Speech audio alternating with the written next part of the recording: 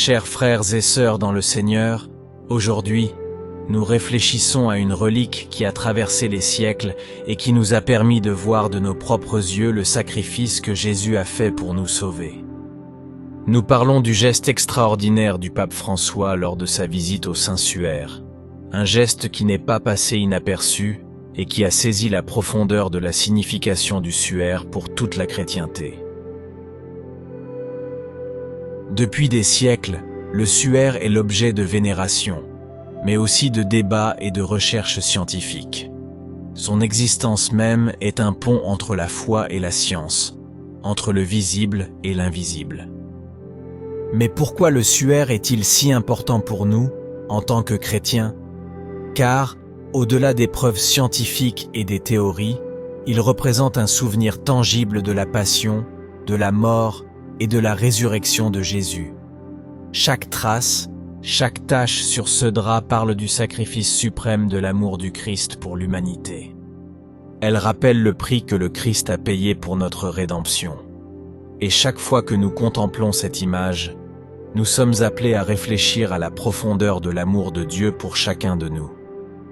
De nombreux papes ont médité sur le Saint-Suaire au fil de l'histoire. Chacun d'eux, avec son propre style et sa spiritualité, a cherché à saisir l'essence de cette image sacrée, à comprendre le mystère qu'elle renferme. Et dans chacune de leurs réflexions, il y a une ligne de pensée univoque, une profondeur qui s'approfondit avec le temps. Alors que Jean-Paul Proumer reconnaissait et honorait la dévotion populaire des fidèles du Sancta Saint-Denis, Paul VI, dans le message qui accompagnait la présentation télévisée du suaire le soir du 23 novembre 1973, déclarait « Indépendamment du jugement historique et scientifique que les experts pourraient porter sur cette relique extraordinaire et énigmatique, nous sommes appelés à espérer qu'elle puisse guider les visiteurs non seulement vers une réflexion profonde sur les traits extérieurs et terrestres de l'incroyable image du Sauveur, mais aussi vers une compréhension plus profonde de son mystère profond et captivant.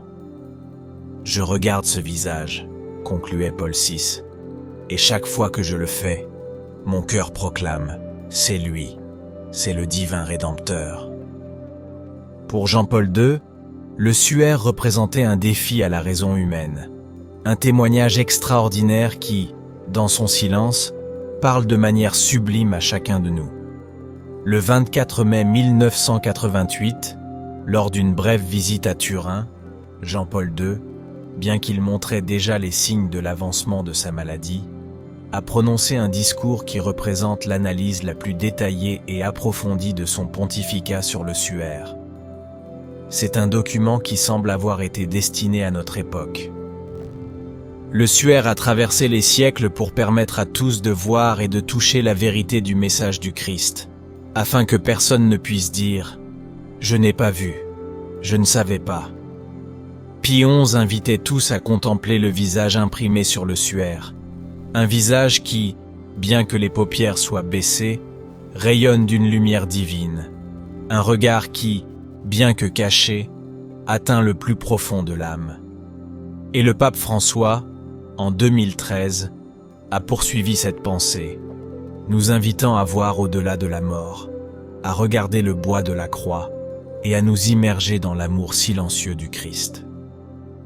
Benoît XVI a également parlé du suaire à plusieurs reprises, affirmant « Celui qui est la beauté même s'est laissé frapper au visage, cracher dessus, couronné d'épines, le Saint-Suaire de Turin peut nous le faire imaginer de manière touchante.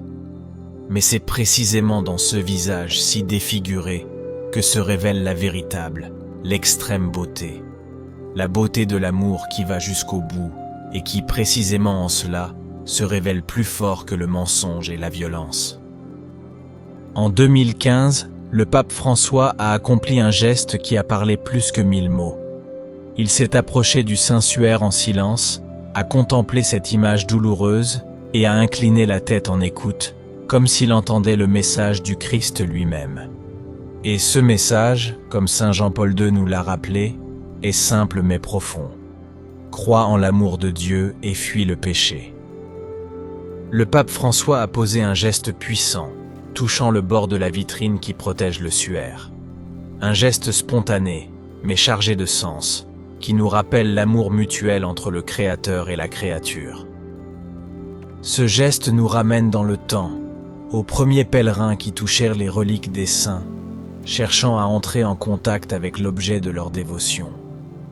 Il rappelle aussi l'importance de la foi, car sans elle, tout geste est vain.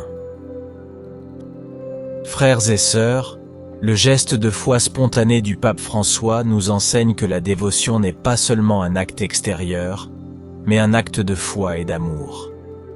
Nous ne devons pas craindre d'exprimer notre dévotion par des gestes concrets, tant qu'ils sont nourris d'une foi profonde et sincère. Le Saint-Suaire n'est pas seulement un objet matériel, mais un signe de l'amour du Christ pour nous, un témoignage concret qui parle au cœur et à la raison, qui unit foi et science, une relique qui parvient à parler aux hommes à travers les siècles car, avec l'avancement des connaissances, elle révèle de nouvelles significations et signes divins. Le Saint-Suaire est la relique la plus importante de toute la chrétienté, et lorsque nous nous approchons d'elle avec foi et amour, nous pouvons offrir au Christ une tendre caresse, un geste d'amour qui va au-delà des mots. Réfléchissons aux paroles et aux gestes de nos saints pères et demandons-nous « Comment puis-je exprimer ma dévotion au Christ aujourd'hui ? Comment puis-je montrer mon amour pour lui à travers mes actions quotidiennes ?» Méditons sur ces questions et laissons l'amour du Christ nous guider à chaque instant de notre vie. Faites-nous savoir dans les commentaires ce que vous en pensez et n'oubliez pas de vous abonner à la chaîne pour ne pas manquer les nouvelles vidéos et rejoindre notre communauté de foi et de prière. Que Dieu vous bénisse.